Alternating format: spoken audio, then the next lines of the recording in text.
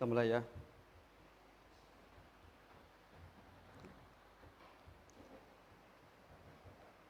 Bismillahirrahmanirrahim. Assalamualaikum warahmatullahi wabarakatuh. Alhamdulillahi rabbil alamin wa bihi nasta'inu ala umuriddin wad dunya. Asyhadu an la ilaha illallah haqqan, asyhadu anna Muhammadan 'abduhu wa rasuluhu shadaqan. Allahumma salli wa sallim wa barik ala nabiyina Muhammadin sallallahu alaihi wasallam, amma ba'd. Ahibat fillah rahimakumullah, hadirin dan hadirat yang Allah Subhanahu wa taala. Alhamdulillah, kita bersyukur kepada Allah Subhanahu wa taala di malam hari Allah Subhanahu wa taala mengumpulkan kita di sebuah majelis ilmu yang insyaallah taala di dalamnya banyak keberkahan yang bisa kita dapatkan. Cukuplah hadis Nabi sallallahu alaihi wasallam menyebutkan kepada kita akan keutamaan orang-orang yang berkumpul di rumah Allah Subhanahu wa taala. Dalam hadis yang sahih dari sahabat yang mulia Abu Hurairah radhiyallahu an, dari riwayat Muslim rahimahullahu taala, Rasulullah SAW bersabda, "Majtama qaumun fi baitin min buyutillah." Tidaklah berkumpul suatu kaum di rumah Allah Subhanahu wa taala dalam rangka mereka saling mengajarkan Al-Qur'an, kemudian mengajarkan di antara mereka, illa nazalat alaihim sakinah, melainkan kita akan mendapatkan yaitu ketenangan. Kemudian pula wahaffatuhumul malaikah, malaikat mengepangkan sayapnya kepada orang-orang yang menghadiri majelis ilmu tersebut. Wa ghasyatuhumur rahmah, dan rahmat Allah Subhanahu wa taala meliputi kepada mereka. Ini adalah para ulama kita menyebutkan, seandainya Allah Subhanahu wa taala hanya menyebutkan 3 keutamaan ini saja, tatkala orang-orang itu berkumpul di dalam majelis ilmu, maka sudah cukup bagi mereka. Yaitu Allah menurunkan kepada mereka yaitu rahmat, diliputi ketenangan turun kepada mereka, rahmat turun kepada mereka, kemudian malaikat mengepangkan sayapnya kepada mereka. Ini adalah sebuah keutamaan yang sangat besar yang hendaknya seorang muslim mencari atau mengejar, menghadiri, yaitu perkumpulan seperti ini. Perkumpulan seperti ini. Juga ahibbat fillah rahimakumullah, ya, kalau kita menyebutkan bahwasannya seandainya sekiranya ada di antara kita itu yang galau, yang sedih, maka dia menghadiri majelis ilmu, menghadiri pengajian, karena di dalam itu dia akan mendapatkan ketenangan. Dengan hadis yang kita sebutkan tadi, wa ghasyatuhumur rahmah wa hafathumul malaikah, yaitu rahmat ada di situ, kemudian sakinah datang turun kepada mereka. Maka orang-orang yang galau, yang lagi sedih hatinya, kemudian dilambatkan rezekinya, maka hendaknya dia menghadiri majelis ta'lim. Di situ adalah bukhul rezeki yang Allah Subhanahu wa taala akan berikan kepada kita. Lihat kisah akan adik kakak yang satunya, adiknya belajar di majelis Nabi sallallahu alaihi wasallam.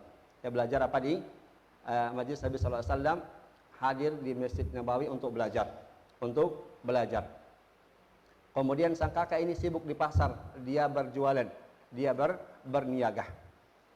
Kemudian sang kakak ini lambat laun melihat adiknya yang enak dalam masjid, duduk belajar, yang enggak kepanasan, ya duduk mencatat ilmu.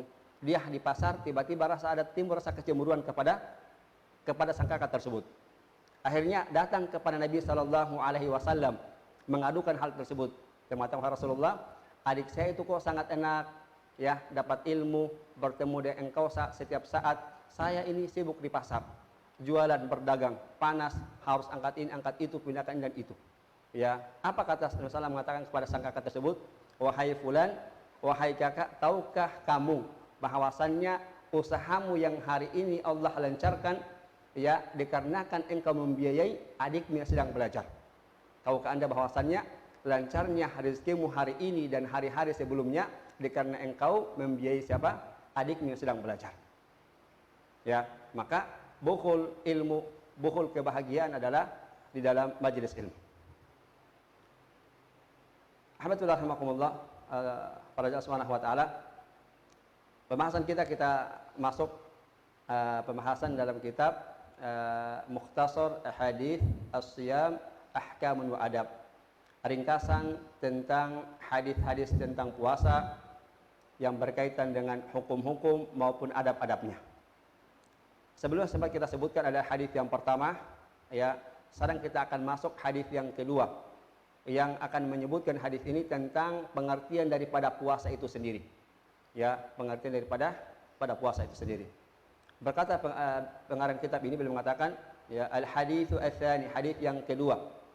Fi siyami syar'an, definisi tentang puasa itu sendiri. An Abi Hurairah radhiyallahu anhu qala Rasulullah sallallahu alaihi wasallam, kullu amali ibni Adam yudha'afu lahu al-hasanatu bi asyri amsalha ila 700 dhi'fin.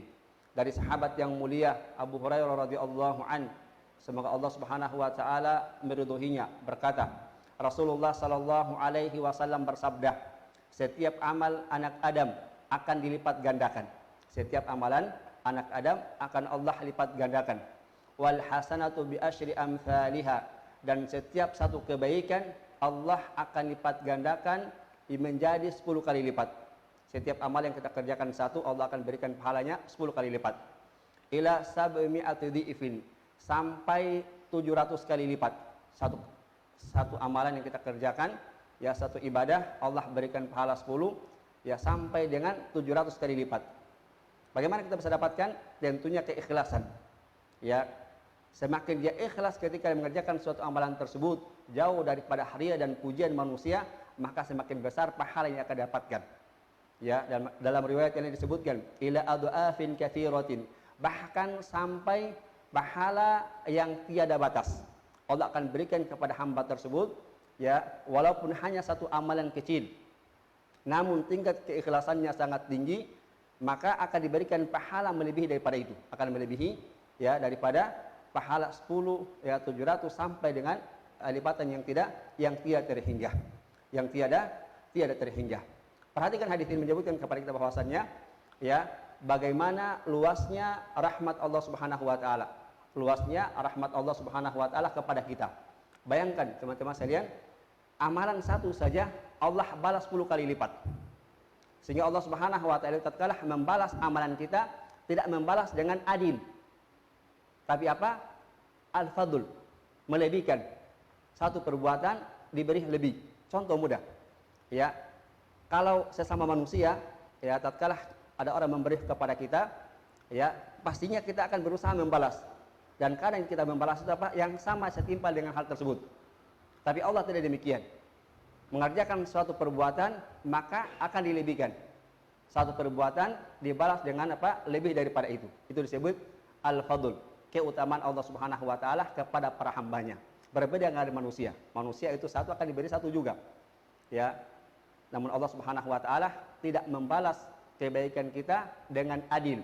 Tidak sama satu sama satu, tapi satu banding lebih dari satu. Ya, ini menunjukkan apa?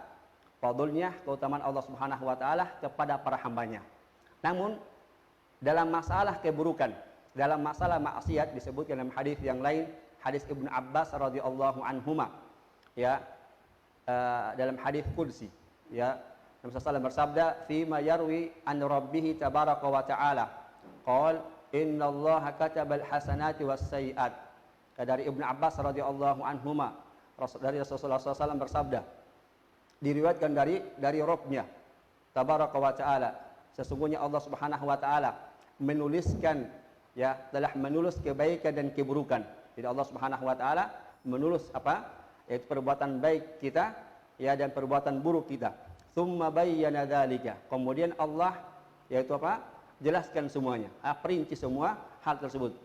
Faman hamma bihasanatin falam ya'malha katabaha Allahu indahu hasanatan kamilatan. Barang siapa berkeinginan untuk melakukan sebuah kebaikan, barang siapa ingin mengerjakan sebuah kebaikan, falam ya'malha, namun dia belum sempat melakukan, hanya terbetik dalam hati kita apa? Untuk mengerjakan kebaikan tersebut, namun apa? Belum sempat dia lakukan. Katabahallahu indahu hasanatan kamilatan. Allah akan menulis pahala satu. Baru berniat, Allah sudah menulis apa? Satu pahala kebaikan. Ya, ini adalah bentuk keutamaan Allah Subhanahu wa taala kepada para hambanya. Wa in hamma biha fa'amilaha katabahallahu indahu asyru hasanatin ila 700 dhi'fin ila adhafin katsiratin.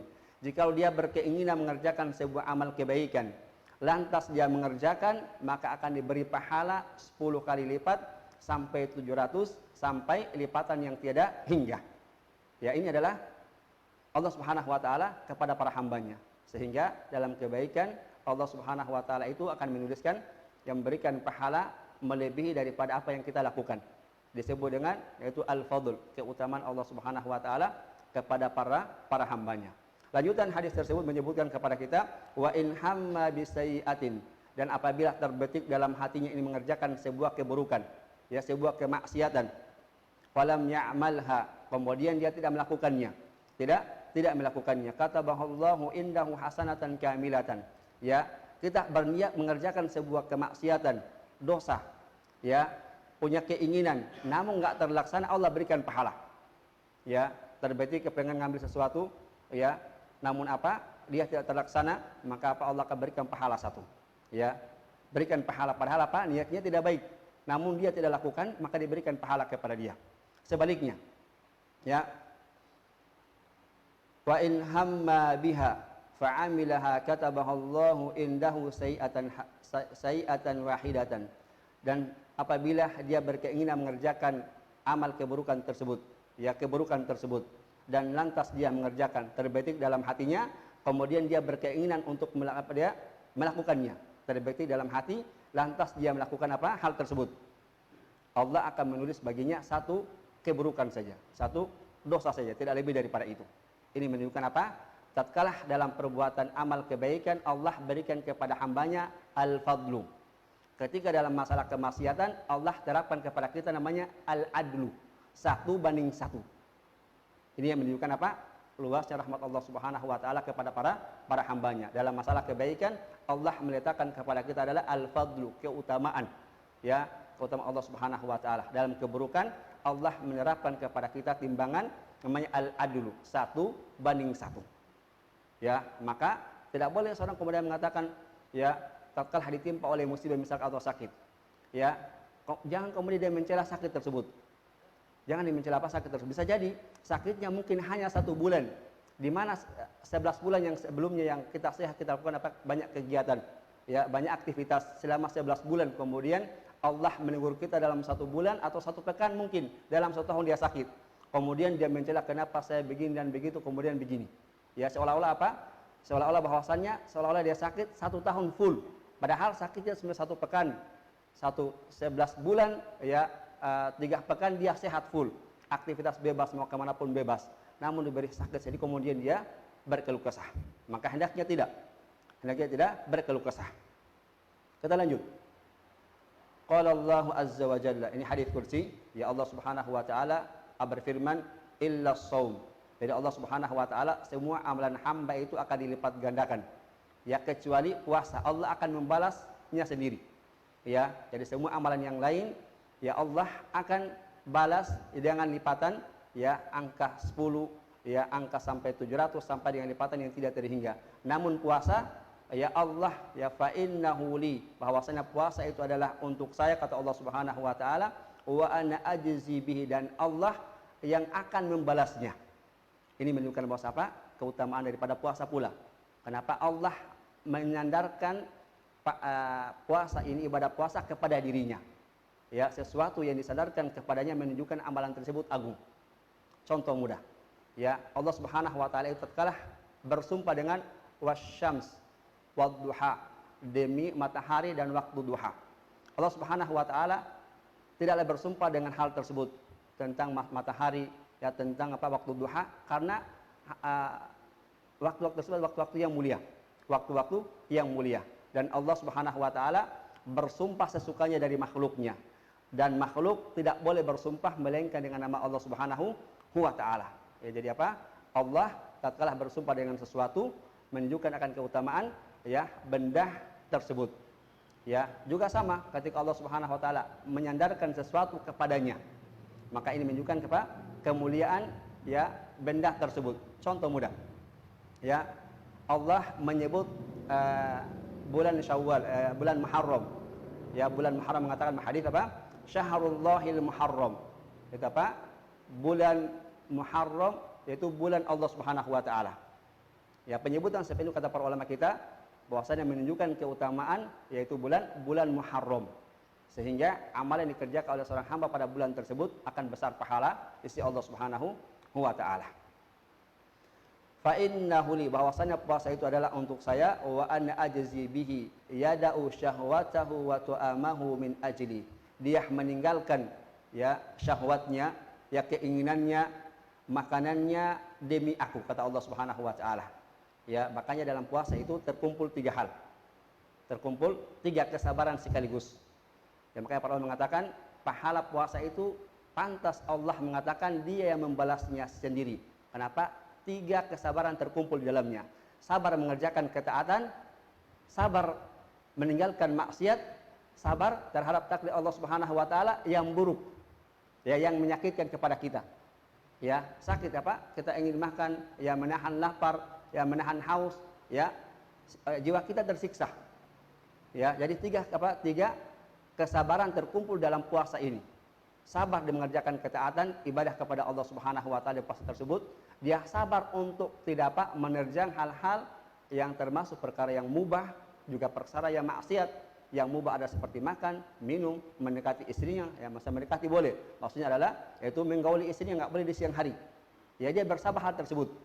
Ini adalah sabar dalam masalah itu kemaksiatan. Ya, atau menerjang hal-hal yang maksiat, misalkan ya di malam hari misalkan atau di siang hari. Ya, kemudian bersabar terhadap Allah Subhanahu wa taala yang menyakitkan. Ya, dia lapar, dia harus menahan. Ini adalah 3 kesabaran terkumpul dalam puasa, sehingga besar pahala yang kita akan dapatkan dari puasa tersebut. Habatul rahimakumullah. Yada'u syahwatahu wa tu'amahu min ajli. Dia meninggalkan ya syahwatnya, keinginannya, nafsunya, makanannya demi saya. Al-hadits muttafaqun al-hadits, ini adalah hadis yang diriwayatkan oleh Imam Bukhari dan Muslim. Berkata pengarang kita mengatakan al-haditsu dalla ala ma'na siyami syar'i. Hadis ini menunjukkan akan definisi puasa secara syar'i, secara istilah. Jadi hadis ini memberikan pengertian kepada kita apa definisi puasa secara syar'i. Wa huwal imsaku 'anit tu'ami wasyarabi wasyahwati ta'abbudan lillahi ta'ala istijabatan li amrihi wa musara'atan li ridhahu.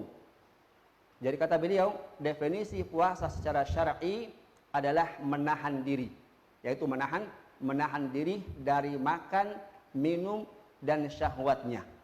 Menahan diri dari makan, minum dan syahwatnya ta'abbudan lillahi ta'ala, karena beribadah kepada Allah Subhanahu wa taala, ya memenuhi perintah Allah Subhanahu wa taala, bersegera untuk mendapatkan ridho Allah Subhanahu wa taala.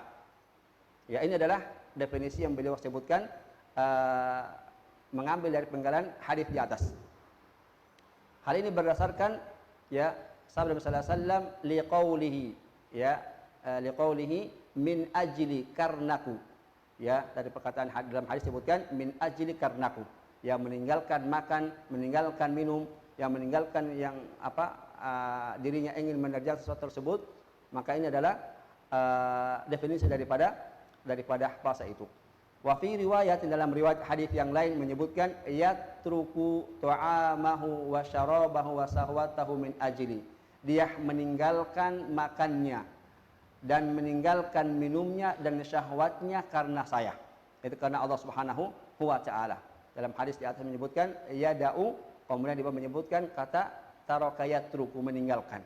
Jadi apa ini adalah ditafsirkan ya dengan hadis di bawah. Jadi jelas bahwasannya dia meninggalkan makan dan minum dan syahwatnya demi Allah Subhanahu wa taala. Maka besar pahala yang kita akan dapatkan tatkala kita mengerjakan puasa tersebut.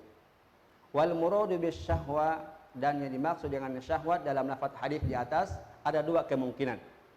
Ya, ada 2 kemungkinan, ya. Yang pertama al-jima', yaitu hubungan badan suami istri. Ya, ini definisi secara khusus. Ya, wa yahtamilu annal murada jami'us syahwat. Yang kedua kemungkinan maknanya adalah semua syahwat yang menjuru kepada sesuatu yang diinginkan oleh jiwa. Ya, termasuk kepengen makan, kepengen minum, kepengen es cendol, kepingin dan lain sebagainya, itu adalah termasuk syahwat keinginan. Ya, jadi maknanya dua. Bisa pertama adalah secara khusus, itu hubungan suami istri. Yang kedua adalah secara umum. Ya, secara umum. Wa fi riwayatin inda Ibnu Khuzaimah, dan riwayat yang lain pula, ya riwayat yang lain dari Ibnu Khuzaimah rahimahullahu taala, yada'u tu'amahu min ajli. Di sini hadisnya menyebutkan lebih terperinci lagi. Kalau di atas menyebutkan apa? Yada'u syahwatahu wa tu'amahu min ajli, dia meninggalkan syahwatnya, makanannya karenaku. Tapi lafaz di bawah ini menyebutkan terperinci, ya, lebih terperinci. Yada'u tu'amahu min ajli, dia meninggalkan makan demi saya. Wa yada'u syarabahu min ajli, dan dia meninggalkan minumnya karena saya. Jadi satu-satu disebutkan perinci, menunjukkan akan besarnya pahala puasa tersebut. Meninggalkan makan, meninggalkan minum, ya. Wa yada'u ladzatahu min ajli, dan meninggalkan kesenangannya demi saya, kata Allah Subhanahu wa taala. Wa yada'u zaujatahu min ajli, dan dia menjauhi istrinya, maksudnya di siang hari yang dimaksud, ya. Di siang hari bukan malam hari.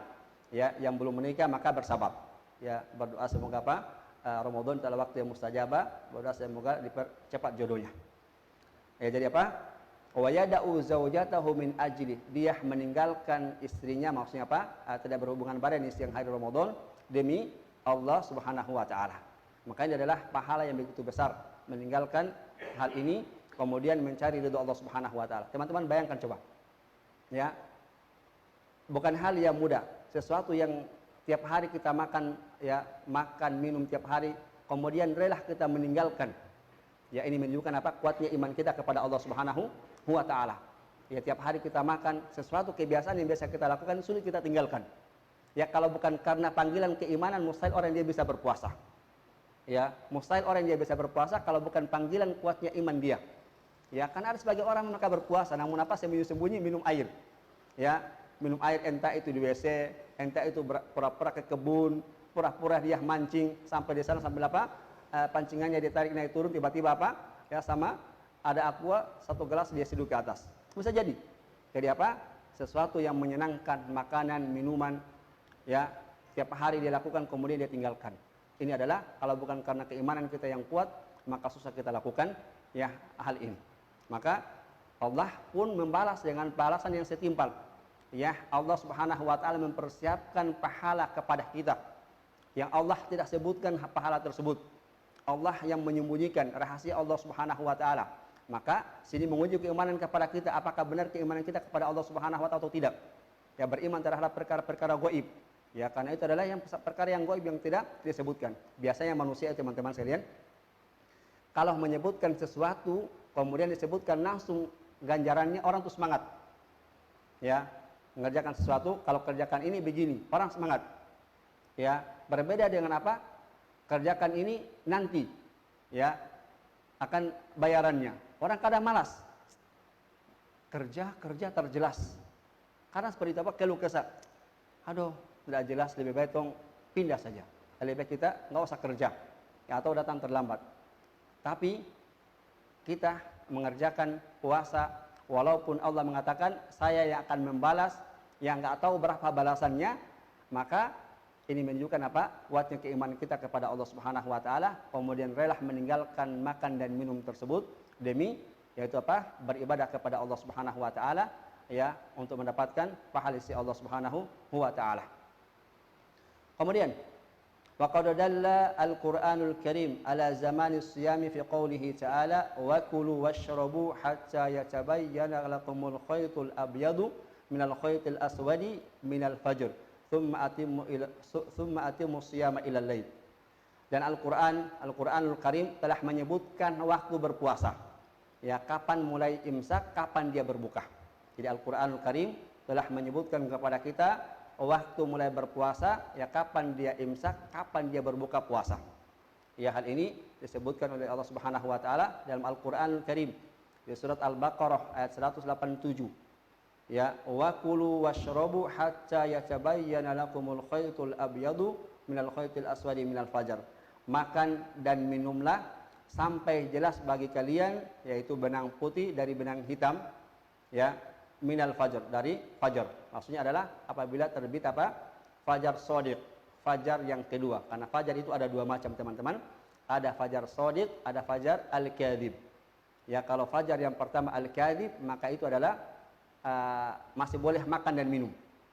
Tapi kalau apa? Sudah fajar as-shadiq yang kedua, ya dia timbul muncul dari bagian timur. Setelah dia muncul cahaya, kemudian setelah itu apa? Langsung terang, maka itu disebut adalah fajar shadiq. Tapi kalau muncul dari timur kemudian tiba setelah muncul kemudian gelap kembali, maka disebut apa? Fajar al-kadhib. Maka masih boleh makan dan boleh minum. Jadi patokan kita adalah terbitnya fajar. Ya, dan bukan apa? Dengar kemudian di masjid ketika mulai bunyi-bunyi, ya bunyi apa itu kayak fluid. Ya itu masih boleh makan. Masih boleh apa kita makan. Patokan kita adalah ketika adzan subuh berhenti, itu adalah waktunya imsak. Tapi kalau masih bunyi-bunyi di masjid, masih boleh dia makan. Masih boleh dia makan. Ya, jangan sampai kemudian orang pas bangunnya ya, pas bunyi fluid di masjid, misalkan ketika subuh sahur, ya baru bangun, tiba-tiba belum minum air, kemudian bunyi, hanya nggak minum. Ya masih boleh dia minum. Ya kalau sudah adzan maka dia segera tinggalkan makan, tinggalkan minum. Naam, tsumma atimmus shiyama ilal lail. Kemudian sempurnakan puasa itu hingga malam. Jadi pada ayat ini disebutkan, berarti bahwasannya kita ringkas sebutkan secara utuh, definisi puasa secara syar'i adalah menahan diri dari makan dan minum dan syahwat karena ibadah kepada Allah Subhanahu wa taala, memenuhi panggilannya atau memenuhi perintahnya, mencari ridhonya semenjak terbitnya fajar, maksudnya fajar yang kedua sampai terbenam matahari. Ya. Tsumma atimmus shiyama ilal lail, kemudian sempurnakan puasa hingga malam. Makna malam di sini yaitu ditafsirkan oleh perbuatan Nabi sallallahu alaihi wasallam. Nabi itu ketika adzan maghrib berbuka puasa. Berarti maksud di sini adalah ilal lail, di sini adalah maksudnya yaitu maghrib. Jadi ketika adzan segera berbuka, jangan menunda-nunda. Dan di antara sunnah kita akan lewati nanti, di antara sunnah bahwasannya dia segerakan untuk berbuka puasa. Segera ketika sudah adzan segera dia berbuka walaupun dengan air putih saja. Ya, begitu pula ketika sahur, ya diakhirkan sahurnya. Jangan kemudian karena mentang-mentang nonton bola misalkan, ya contoh misalkan ya. Kemudian ini ya bolanya mainnya mulainya jam 2, ya. Selesainya jam 3 sudah sahur, ya. Jangan sampai kebablasan. Ya, sunnahnya adalah hendaknya kita akhirkan sahurnya mendekati adzan. Ya minimal 50 ayat. Kalau kira-kira kan yang paling mungkin ya antara imsak dengan sahur ya sudah 50 ayat, mungkin sampai setengah jaman begitu. Setengah jaman baru dia mulai sahur. Mulai sahur, sehingga apa faedahnya? Agar dia kuat untuk beribadah di siang hari, bisa kuat dia sholat sunnah, dia bisa mengaji, bisa dia zikir. Itu di antara hikmah kita diperintahkan untuk ya mengakhirkan waktu sahur. Begitu pula berbuka dipercepat. Baik, fa'abahallahu ta'ala al-akla wasyurba ila tulu'il fajri. Dalam ayat di atas surah Al-Baqarah ayat 187, Allah Subhanahu wa taala memperbolehkan kepada kita untuk makan dan minum sampai terbit fajar. Terbit fajar as-shadiq. Ya, fajar as-shadiq. Dahulu teman-teman Subhanahu wa taala ya ayat surah Al-Baqarah ayat 187 ini sebab turunnya ada kisahnya. Ya, asbabun nuzulnya adalah ada seorang sahabat tatkala itu, jadi dulu tuh puasa itu setelah Isya sampai maghrib. Jadi jeda untuk kita untuk makan itu antara maghrib ke Isya saja. Kalau sudah Isya nggak boleh lagi. Ya, sudah imsak. Sampai maghrib lagi bisa makan. Akhirnya ada seorang sahabat ya adzan puasa. Ya setelah Isya, adzan Isya sudah ya imsak sampai ya siang sampai maghrib, ya kemudian buka puasa, ya makan ya belum selesai tiba-tiba adzan Isya berjalan. Bayangkan kalau 30 hari kemudian jeda makannya hanya sekitar 1 jam antara maghrib ke Isya, kira-kira puas tidak teman-teman? Nggak puas. Ya berjalan, kemudian ada seorang sahabat yang kebablasan, ya kebablasan ketika itu mendatangi istrinya, ya padahal dia telah selesai sholat Isya. Ya, setelah dia mendatangi istrinya, Ya, kemudian apa datang kepada Nabi sallallahu alaihi wasallam mengatakan, "Ya Rasulullah, halaktu, saya celaka." Ya, saya celaka. Ya, kemudian menceritakan bahwasanya begini-begini. Setelah Isya kemudian saya mendatangi istri saya. Kemudian turun ayat ini apa? Wa kulu washrabu hatta yatabayyana lakumul khaytul abyadu minal khaytil aswadi minal fajr. Ya, turun sebab turun ayat ini kemudian dirubah. Yang tadinya apa? Boleh makan hanya dari maghrib ke Isya, diberi keringanan dari maghrib sampai subuh. Ya, sampai subuh. Ya, alhamdulillah kita diberi keluasan. Kalau enggak, waktu sempit. Ya, belum habis kue lapis tidore, tiba-tiba apa adzan Isya. Aduh. Ya, repot. Ya, kalau begini repot. Alhamdulillah Allah beri keringanan dan agama kita agama yang ringan. Agama yang hidup banyak keringanan dalam agama kita. Ketika ada sesuatu memberatkan maka datang keringanan dalam agama kita. Contoh misalkan seorang yang sakit tidak bisa sholat dengan berdiri, dia duduk. Ya, tidak bisa duduk, bisa berbaring. Tidak bisa berbaring dengan isyarat. Tidak bisa ditalkin kemudian apa disolatkan. Ya, jadi ada banyak keringanan. Jadi intinya bahwasanya sholat yang kita kerjakan ini tidak bisa ditinggalkan dalam keadaan apapun. Yang sudah balik ya, yang sudah balik. Adapun kalau misalnya belum balik maka tidak masalah. Namun kalau sudah balik maka hendaknya dia menjaga sholat dalam keadaan apapun. Di atas perahu ketika dia mancing, di kebun ketika dia berkebun, dia kerja bangunan ketika waktunya sholat maka segera sholat. Ya, makanya yang penting teman-teman ketika kita beraktivitas hendaknya menggunakan pakaian tertutup aurat kita. Sehingga datang waktu sholat sehingga dia sholat. Ya, kadang kita ini sudah panggilan adzan, Pak, saya sholat pakaian kotor nih, ya. Jadi tidak mesti pakaian kotor kalau tidak najis boleh kita gunakan untuk sholat. Ya, gunakan untuk sholat. Ya, jadi usahakan ketika aktivitas misalnya kebun, kemudian atau mancing, pakai pakaian yang tertutup. Maksud apa yang tertutup sampai ke lututnya. Ya, tertutup sehingga pada datang waktu sholat di atas perahu dia sholat. Ketika dia di kebun dia segera dia sholat. Kalau tidak ada air dia bisa tayamum. Jadi ya itu adalah di antara keringanan apa dalam agama kita. Jadi hendaknya diperhatikan oleh kita semua. Tsumma amara bi itmamis siyami ila lail. Kemudian Allah Subhanahu wa taala ketika dia membolehkan kepada kita makan dan minum yang tadinya hanya antara maghrib ke Isya, kemudian dirubah hukumnya dari maghrib sampai subuh, ya membolehkan kepada kita untuk makan dan minum sepuasnya. Ya, entah minum apa itu makan apa terserah.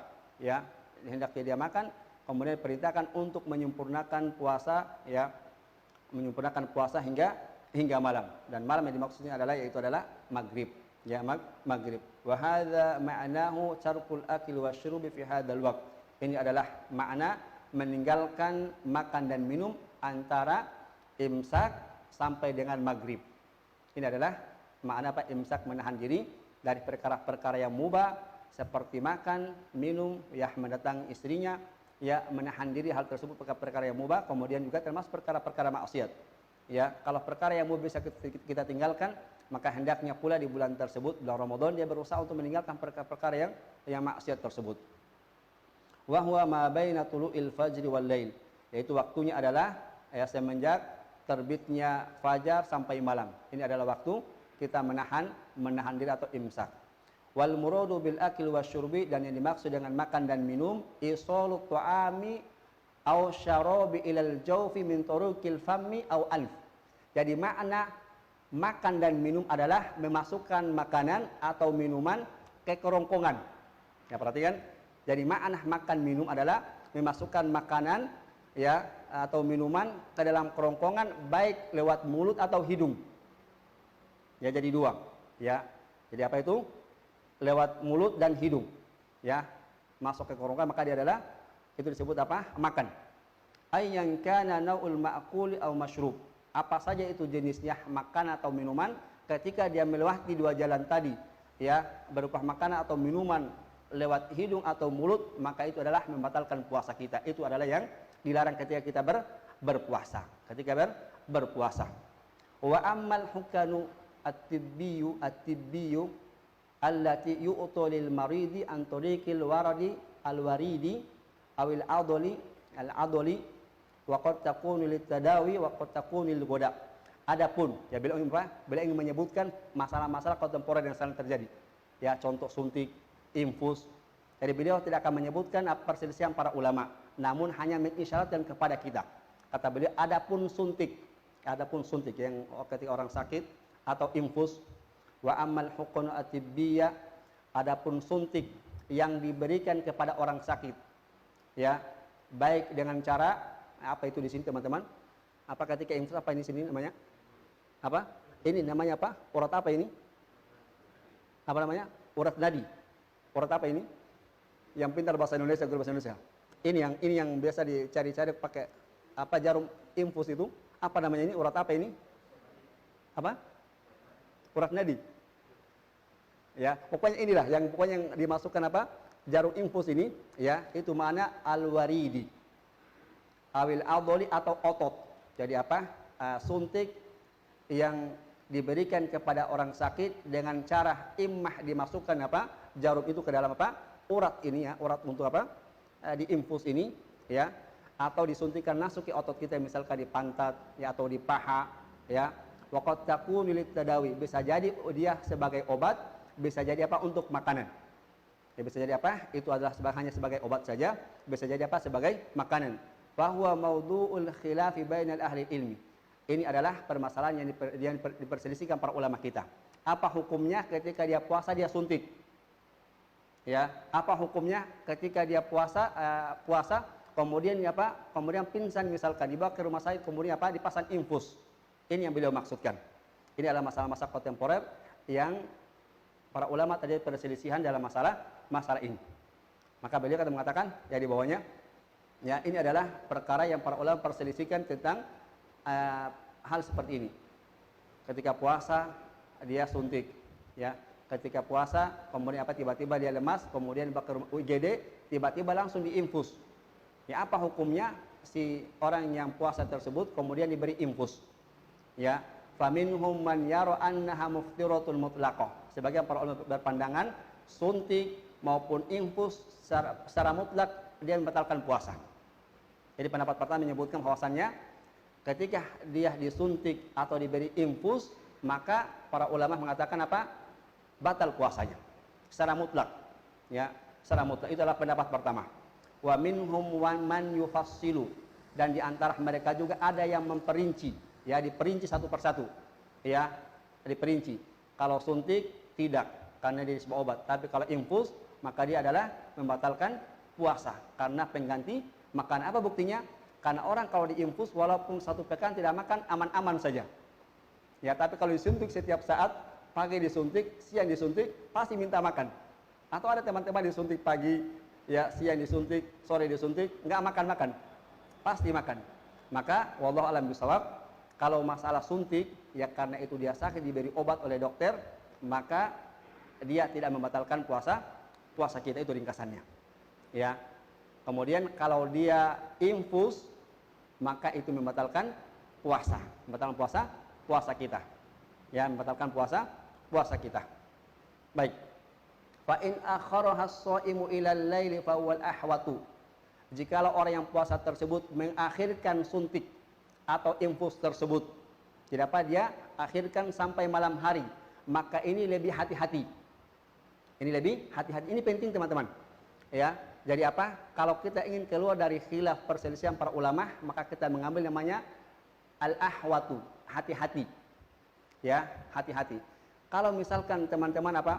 Ketika dia misalnya dia sakit, ya kemudian dia bisa bertahan nanti pas buka puasa kemudian baru disuntikan obatnya, maka ini lebih selamat.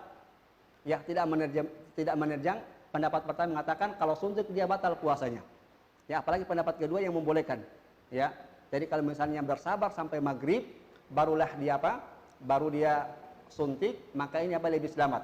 Maka dalam agama kita kadang-kadang memberikan kaidah ini sangat penting. Ya, ketika ada perselisihan para ulama, maka kadang kita harus mengambil pendapat namanya kehati-hatian agar kita tidak menerjang salah satu pendapat tersebut atau menyelisih pendapat tersebut. Ini adalah kaidah disebutkan para ulama kita, ya. Jadi apa? Kalau misalkan dia bisa bersabar, ya, tidak diinfus, tidak disuntik sampai maghrib setelah buka puasa, maka ini lebih utama bagi dia. Ya, beliau menyebutkan kaidah dalam agama kita. Maka pentingnya kita dalam agama kadang berhati-hati. Ya, berhati-hati ya dalam mengambil sebuah pendapat, ya, mengambil sebuah pendapat. Karena beliau yang menyebutkan hadis sallallahu alaihi wasallam, liqaulihi sallallahu alaihi wasallam, da ma yaribuka ila ma la yaribuk. tinggalkan apa yang meragukanmu dan ambil kepada sesuatu yang tidak meragukanmu. Ya, suntik, infus, para ulama berselisih pendapat. Ya, apa yang tidak meragukan kita, kita yakin kalau pas buka puasa dia suntik aman. Ya, itulah kaidahnya. Ya, kalau suntik sementara dia berpuasa di siang hari, para ulama berselisih pendapat. Ada yang mengatakan tidak boleh sama sekali, puasanya batal, ada yang mengatakan boleh. Ya, namun kalau dia untuk kehati-hatiannya sudah, ya, yang meyakinkan kepada dia tinggalkan perkara-perkara yang ragu-ragu, kemudian mengambil apa yang sesuatu yang menenangkan hatinya, tunggu maghrib saja. Ya, ila mala yaribuk. Jadi mengambil sesuatu apa yang menenangkan hatinya, menguatkan hatinya. Ini adalah hadis yang pertama beliau sebutkan. Wa qaulihi sallallahu alaihi wasallam, dan juga sabda Nabi sallallahu alaihi wasallam, "Famanittaqash syubuhati faqad istabra ali dinihi wa irdihi." Barang siapa ya menjaga diri dari perkara-perkara syubhat. Ya, ini samar nih hukumnya nih. Hukumnya boleh atau enggak? Ya, boleh atau tidak apa kita suntik ya, atau dia infus ketika sementara berpuasa di siang hari. Ya, ini adalah perkara yang masih sama, para ulama berselisih pendapat. Ya, maka barang siapa yang menjaga diri perkara-perkara yang masih samar-samar seperti ini, pada asalnya dia telah menyelamatkan agama dia dan kehormatannya. Ya, kehormatannya. Maka diambil tingkat kehati-hatian. Ya, kalau teman-teman misalkan suntik di siang hari ketika dia berpuasa, akan orang yang ada misalkan dia ambil pendapat yang pertama, nggak boleh Pak, nggak boleh suntik, akan batal puasa. Dia akan mencela kita. Ya, si fulan batal puasanya suntik di siang hari, dia berpuasa. Ya, kenapa? Ya, tidak Pak, namanya kita tidak apa? Tidak mengambil pendapat yang hati-hati. Ya, kita akan dicela karena dia pendapatnya yang mengatakan bahwa apa? Suntik, infus, batal puasa. Tetapi kalau pada malam hari aman, dia mau suntik, mau pakai suntik sapi ke, suntik kuda, suntik saja, ya nggak masalah, ya aman saja. Ya, pendapat yang pertama yang mengatakan ya tidak boleh mutlak, malam hari juga ayat menyebutkan jelas, surat Al-Baqarah ayat 187, ambil ini, nah, baca sendiri, ya kan aman. Jadi apa ini pentingnya dalam agama kita ketika berhati-hati mengambil pendapat para ulama. Kalau ada yang bisa kita ambil lebih selamat dari itu, maka kita ambil ya hal tersebut untuk menyelamatkan agama kita dan juga kehormatan kita.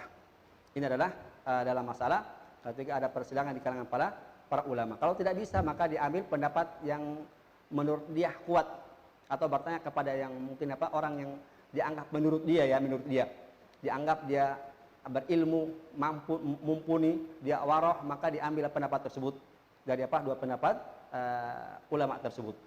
Kemudian dia kuatkan, tentunya dia melihat dengan dalilnya juga. Dia melihat dengan dalil.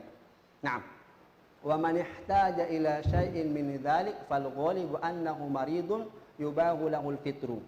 Ya, dan barang siapa membutuhkan dari sesuatu ini, ya, kebanyakannya karena dia memang sakit. Jadi mustahil orang siang hari nggak sakit, dia berpuasa minta, "Dok, tolong disuntik dong." Kan nggak mungkin. Pada asalnya mustahil orang mau disuntik atau diinfus kecuali dia sakit.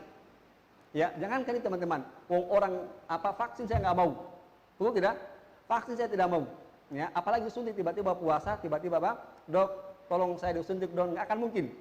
Ya, bahkan pemerintah sampai datang ke rumah-rumah untuk vaksin, ya, dan bahkan macam-macam ancamannya. Ya, padahal itu kan kemaslahatan bersama ketika dia vaksin. Ya, kemaslahatan siapa itu bersama. Jadi ada poin seperti itu diperhati oleh kita. Kadang itu kepentingan pribadi dikalahkan oleh kepentingan umum. Menjaga keselamatan bersama lebih diutamakan daripada menjaga keselamatan pribadi. Ya, keselamatan pribadi harus dia dikalahkan oleh kepentingan orang banyak. Ini adalah penting diperhati oleh kita semua. Sehingga kita pemerintah misalkan mengambil inisiatif ketika misalkan dia vaksin, kemudian harus dia pakai masker, harus cuci tangan, menjaga jarak. Alhamdulillah, ya. Setiap saat kalau misalnya cuci tangan kan enak, tangannya bersih terus. Ketika dia ngupil aman. Ya, ketika ngupil kan habis ngupil tiba-tiba masuk ke dalam, masukkan tangan ke dalam mulut kayak asin. Tapi kalau setiap saat ketika habis ngupil cuci tangan, ya. Ketika masukkan jarinya ke dalam mulut aman-aman saja, ya. Rasanya tetap sama juga nano-nano begitu. Jadi penting mengutamakan kepentingan umum lebih utama dibandingkan kepentingan pribadi. Allah Subhanahu wa taala. Itu adalah Jadi barang siapa yang membutuhkan suntik atau infus, pada asalnya orang seperti ada orang yang sakit, sehingga boleh pada asalnya dia berbuka. Ya, jadi ya kita ulangi bahwasanya pada asalnya tidak mungkin orang mau disuntik kalau dia nggak sakit, nggak mungkin dia mau diinfus kalau dia dia tidak sakit. Sehingga pada asalnya orang seperti ini kalau memang dia sakit, sudah dia buka puasa, ya minta disuntik, nanti dia kodok, dia ganti pada hari yang lain setelah Ramadan. Ya, agama itu sangat mudah, nggak usah peribet. Sakit sudah, yang penting sakitnya jelas. Yang tiba-tiba Ustadz, saya sakit panu di mana satu tubuh. Alhamdulillah, Bapak jadi putih sekarang, tadinya hitam putih sekarang. Aman, ya. Sakitnya kalau begitu ya, terima kasih banyak Pak, Bapak wajib berpuasa. Ya, karena Pak sakitnya cuma panu. Ya, tapi kalau memang sakitnya jantung, ya mudah-mudahan tidak ada yang penyakit jantung. Ya, kalau ada semoga disembuhkan. Ya, sakit paru-paru, ya semoga tidak ada juga di antara kita. Ya, kalau seperti ini penyakitnya, penyakit ya ini, maka ya memang harus buka puasa misalkan nanti diganti pada hari yang lain, ya setelah dia selesai di bulan Ramadan. Baik. Wa ammal al-huqnatu at-tibbiyya al-musahhilu. Adapun suntik atau obat yang dimasukkan untuk apa itu namanya? Mengeluarkan apa ini? Lemak. Jadi ada yang disuntik apa? Lemaknya di perutnya dia berkurang begitu. Tidak apa langsung ketika disuntik keluar kemudian seperti kotoran dilewat anus. Disuntikkan kemudian untuk mengeluarkan lemak orang tersebut di perutnya. Adapun suntikan untuk mengeluarkan lemak di dalam tubuh, fal azharu annahu la tuftiru. Ya, pendapat yang kuat bahwasannya tidak membatalkan puasa. Jadi suntik karena sakit tadi atau dia disuntik atau diinfus, para ulama berselisih pendapat. Ada mengatakan tidak boleh, secara mutlak mengatakan diperinci. Kalau dia itu suntik, maka dia puasanya sah. Kalau dia infus, maka puasanya batal. Ya. Kemudian beliau menyebutkan bahwasanya adapun suntikan untuk mengeluarkan lemak ke dalam tubuhnya, ya tiba-tiba mencret ketika habis disuntik, maka ini ya yang nampak, yang jelas bahwasannya tidak membatalkan puasa kita. Tidak membatalkan puasa kita, li'annaha la tughaddi bal taftariqu ma fi batni. Ini adalah bukanlah bentuk makanan, ya, bukan makanan yang dimasukkan ke dalam perut kita, namun akan mengeluarkan yang di dalam. Suntik untuk mengeluarkan yang di dalam melalui anus kita. Ya, maka ini adalah tidak membatalkan puasa kita. Ya, kalau misalnya ada yang menurunkan badan, datang ke dokter, dok, nanya obat sekali suntik kemudian keluarkan isi perut jadinya jadi langsing. Ya, ya biasanya dokter mungkin akan kasih, tapi rahasia, mungkin harganya mahal. Baik. Wala yufdiru shaim bi isti'mal dawa'i ribwi wa dhiqi tanaffusi wa huwal ghazu al-bakhar. Dan orang yang berpuasa tidak batal puasanya apabila menggunakan obat. Obat asma. Yang ketika orang asma kemudian ada dihirup. Ya, ada yang disemprot, ada ke rumah sakit ada dipasang ke hidung. Ya, itu adalah tidak membatalkan puasa. Jadi yang alat atau asap yang dipakaikan kepada orang yang sesak napas asma, ketika napasnya tersendat-sendat kemudian dipasangkan asap tersebut, maka itu adalah tidak membatalkan puasa. Tidak membatalkan puasa. Ya, ala azhari min qauli ahli ilm. Puasa pendapat yang nampak, yang jelas dari dua pendapat para ulama. Jadi beliau juga mengisyaratkan kepada kita di sini para ulama berselisih pendapat tentang hukum orang yang berpuasa kemudian kena penyakit asma lantas dikasih asap itu, ya, sehingga untuk melegakan pernapasan dia. Jadi kata beliau pendapat yang kuat, yang nampak bahwasanya yang paling kuat adalah tidak membatalkan puasa. Li'annahu yatabakhkhar, karena itu hanya asap saja. Hanya asap. Ya, hanya asap untuk melegakan tenggorokannya. Ya, melegakan tenggorokan sampai ke paru-paru. Wala yasilu ila ma'idin, ya ila ma'idatin. Wala yasilu ila ma'idatin. Karena itu asap tersebut tidak sampai ke dalam perut.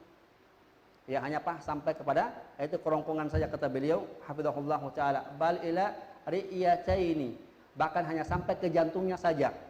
Jadi hanya sampai asap tersebut sampai ke mana? Ke jantungnya saja untuk melegakan pernapasan antorikil qasbatil al hawaiyah. Itu dengan cara apa? Tadi apa? Dia asap yang dihirup asap tersebut. Ya, antorikil qasbaya adalah itu apa? Asap kemudian dia hirup. Ya, sehingga apa? Menegakkan pernapasan dia. Walaisa aklan wala syurban. Dan maka itulah tidak disebut makan atau minum. Jadi orang yang apa menggunakan alat tadi apa ketika dia asma, maka itu tidak disebut dia makan, tidak pula minum. Walau furidu usulu ila syai'in minhu ila ma'idatin fa huwa qalilul musyawwaqun fi. Ya, anggap saja ya asap tersebut sampai ke dalam perutnya itu hanya sedikit. Ya, andaikan sampai apa asap tersebut masuk sampai dia hirup sampai ke dalam perutnya itu paling hanya sedikit saja yang masuk ke dalam tubuhnya. Ya, wal qiyasu 'alal madmadati wasiwaki qiyasun wadihun. Maka orang yang penyakit asma kemudian dia menghirup asap tadi apa untuk menegakkan pernapasan, kita bisa kiaskan kepada orang yang apa itu memasukkan air ke hidung. Masukkan air ke mulut atau apa, masukkan air kumur-kumur. Ya, bisa dikiaskan kepada apa? Kumur-kumur ketika kita berwudu. Ya, kiaskan ke mana? Ke kumur-kumur ketika kita berwudu. Ya, wasiwaku kemudian dikiaskan pula kepada siwak. Jadi orang yang apa berpuasa boleh bagi dia bersiwak. Ya, bahkan sikat gigi diperbolehkan. Yang penting jangan kemudian sikat sampai ke dalam-dalam, ya, sampai ya buka besar-besar kemudian mulai dibagi dari depan sampai ke belakang. Secukupnya untuk menghilangkan bau yang tidak sedap saja. Ya, secukupnya apa? Untuk menghilangkan bau yang tidak sedap di mulutnya. Tidak masalah. Memang ada para ulama mengatakan, ya, ulama Hanafiyah yang mereka itu mengatakan kalau sudah di siang hari hukumnya makruh dibenci. Ya, sikat apa? Sikat gigi atau pakai siwak. Ya, karena mereka berdalil bahwasanya karena bau mulut orang yang berpuasa tersebut lebih harum daripada minyak kasturi. Ya. Namun wallahu alam bisawab apa? Selama itu tidak sampai ke dalam terasa sampai ke dalam kemudian rasa segar, maka diperbolehkan. Diperbolehkan. Maka ya alat yang apa untuk orang yang penyakit asma tadi menghirup asap dikiaskan kepada kumur-kumur kepada orang yang bersiwak. Kepada orang yang bersiwak. Ya, kalau siwak ini adalah kayu yang kita gunakan. Dan sekarang kalau memang tidak ada siwak, boleh kita gunakan apa? Sikat gigi. Ya, ada pasta gigi itu adalah bisa kita gunakan. Wala yufturu bil kahali wal qatrati fil aini. Juga yang tidak membatalkan puasa adalah orang yang memakai cila mata. Yang pakai cila mata juga apa? Tidak membatalkan puasa. Ya, cila mata ini diperbolehkan, laki-laki perempuan boleh dia pakai. Ya, dan banyak faedahnya orang yang bercila menajamkan pandangannya. Ya, apa orang-orang yang bisa pakai kacamata boleh pakai cila supaya matanya dia mempertajam pandangan dia. Nabi itu memakai cila. Ya, itu termasuk sunnah Rasulullah SAW. Ya, untuk apa? Dia bersiwak, kemudian memakai cila mata. Jadi jangan antum cela orang-orang yang menggunakan cila seperti perempuan. Ya, baca dulu hadisnya dong. Ya, supaya tidak ketinggalan informasi. Ya, jadi diperbolehkan orang memakai cila mata. Tapi jangan kemudian pakai seperti apa itu di film-film yang horor itu sampai tebal-tebal. Akhirnya juga orang takut, ya. Ini pakai cila atau pakai apa ini Ini arang, ya. Secukupnya, yang dicukupkan saja dipakai secukupnya. Wal qatrati fil ain. Kemudian juga yang tidak membatalkan puasa adalah menggunakan tetes mata. Menetes ketika mata kita sakit atau merah, maka ini juga adalah tidak membatalkan puasa. Sawaun ujida ta'mu dzalika fi halqi am lam yajid. Ya, baik itu ketika dia meneteskan obat mata tadi itu dia sampai terasa ke tenggorokan dia atau tidak, maka itu tidak membatalkan puasa dia. Karena yang dimaksud dengan makan dan minum adalah imah lewat mulut kita atau lewat hidung kita. Jadi kalau lewat dari keduanya ini, maka mata maka tidak masalah. Yang adapun tadi kita sebutkan suntik dan yang lainnya para ulama berselisih pendapat. Hebat ulama. Teman-teman subhanahu wa ta'ala. Kemudian beliau menyebutkan selanjutnya. Amma qatrul anfi fa innahu tufattiru. Adapun tetes hidung. Menetes obat tetes hidung, ya, fa innahu tufattiru, maka ini membatalkan puasa. Idza wasalat ila ma'idatin aw halqi, apabila sampai ya ke dalam perut atau ke tenggorokan. Jadi kalau meneteskan obat tetesan di hidung itu, ya kalau sampai ke tenggorokan atau sampai ke dalam perut, alhamdulillah kenyang, bisa sampai kenyang juga, maka ini batal puasa kita tersebut. Ya, li'annal anfa ya manfadun yasilu ila ma'idatin, karena hidung merupakan jalan untuk masuknya makanan pula. Jadi apa? Karena hidung salah satu yaitu tempat atau alat ya masuknya makanan. Ya, imah masuk di mulut atau masuk ya lewat hidungnya.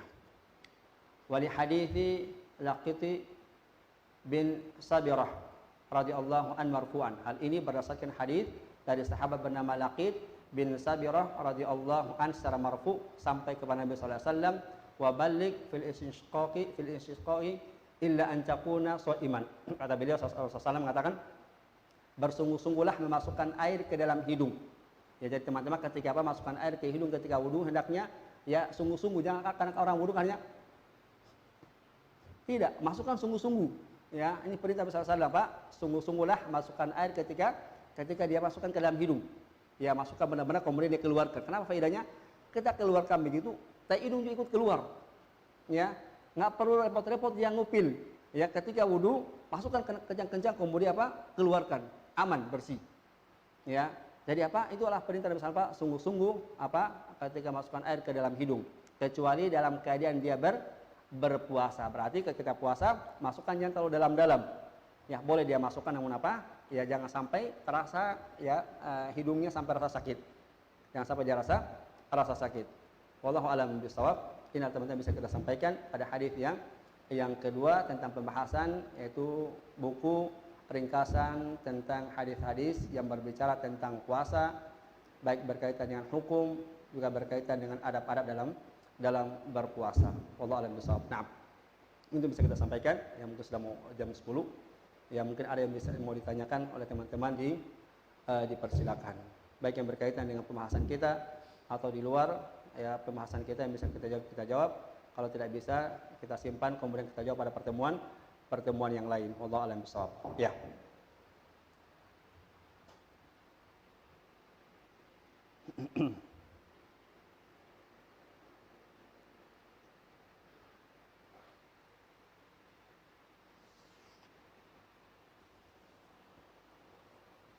Yang ada yang bertanyakan silakan teman-teman.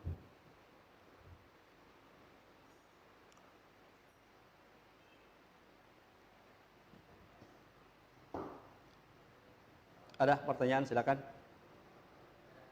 Ya. Assalamualaikum warahmatullahi wabarakatuh. Ya.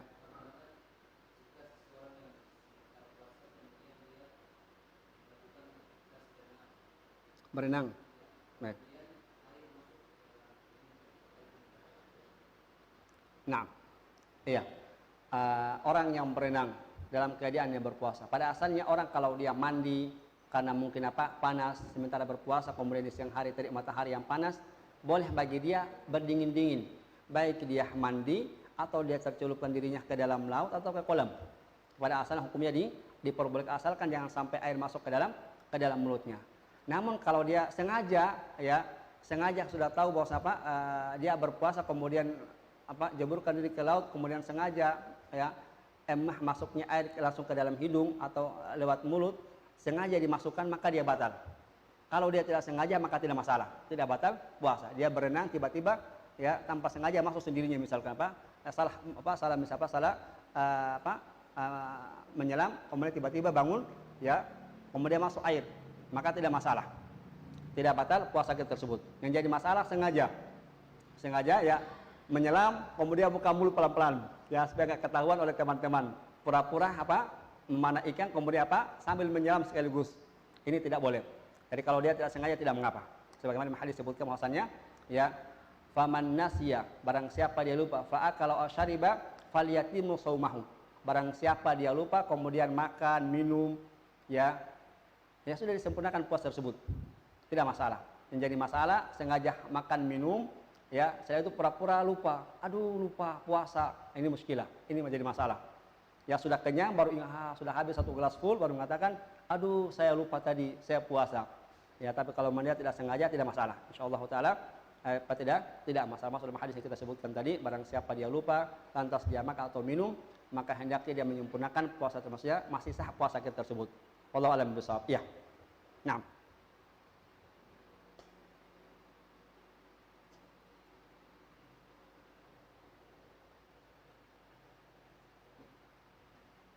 Nah, ada lagi teman-teman silakan.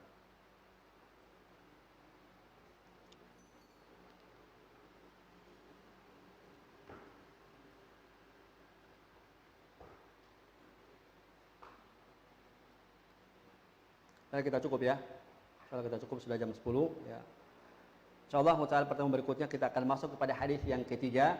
Hadis yang ketiga pembahasan tentang keutamaan daripada puasa. Ya, keutamaan daripada puasa insyaallah ta'ala diberikan kita umur yang panjang, diberi kesehatan, kita bertemu di kesempatan yang akan datang di hari satu insyaallah ta'ala. Baik, kalau tidak kita cukupkan sampai sekian. Wallahu a'lam bishawab. Yang benar dari Allah Subhanahu wa taala. Bila ada yang salah yang disampaikan dari awal hingga akhir, maka itu dari saya pribadi dan dari syaitan. Sesungguhnya Allah Subhanahu wa taala berlepas diri dari setiap yang kesalahan yang disampaikan dari awal hingga akhir. Dan kita tutup ya majelis kita dengan membaca doa kafaratul majelis. Subhanakallahumma bihamdika asyhadu an la ilaha illa anta astaghfiruka wa atubu ilaik. Assalamualaikum warahmatullahi wabarakatuh.